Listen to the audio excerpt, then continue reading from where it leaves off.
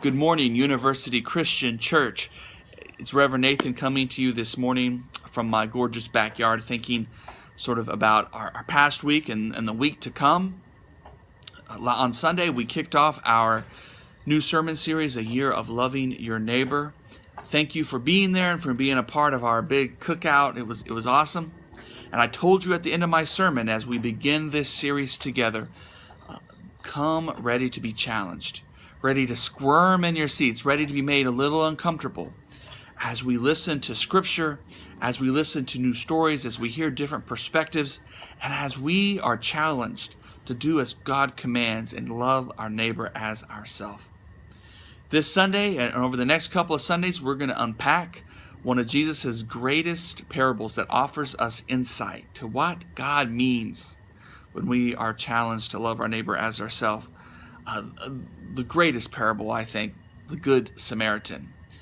This parable still speaks to us relevantly, just as it was spoken thousands of years ago when Jesus walked among us. And here's the thing. It's easy to look back at Scripture and think, oh, that was a long time ago. That time was different. Those issues are different than what we wrestle with now. But that's not true, I think. Jesus spoke that parable and commanded his disciples to love their neighbors in the same kind of context in which we live in. In Jesus' day, there was senseless violence, there was serious oppression and deep injustice, there was great division, there was mistrust and political authorities.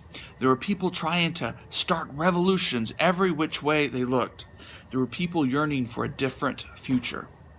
Likewise, in our day, we are hours removed from graphic, shocking video of more black men shot and killed in encounters with police officers.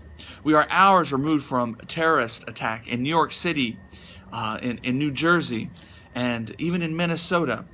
We are hours removed from more violence in places like Syria, where there is civil war and there are refugees being forced into desperate situations trying to find a better future for their people. Right here, even in the U.S., we are rocked with division politically. We are separated. We are in uncertain times. We are looking for hope. We are looking to see who we might trust. Jesus' teachings were not about things that would come easy. Jesus knew that they would require sacrifice, that they were challenging, that this would require people to stretch beyond their comfort zones and to live a different way than what the world offers. So as we gather on Sunday morning, we're going to look to that different way. We're going to look to see what Jesus offered to those who lived in uncertain times and see for ourselves how Jesus' teachings might offer us a way forward in the times in which we live. And challenge us and trust that Jesus is going to challenge us to go further, to stretch ourselves as we seek to love our neighbors as ourselves. So I hope to see you on Sunday. Come ready to be challenged for a word that speaks to us today.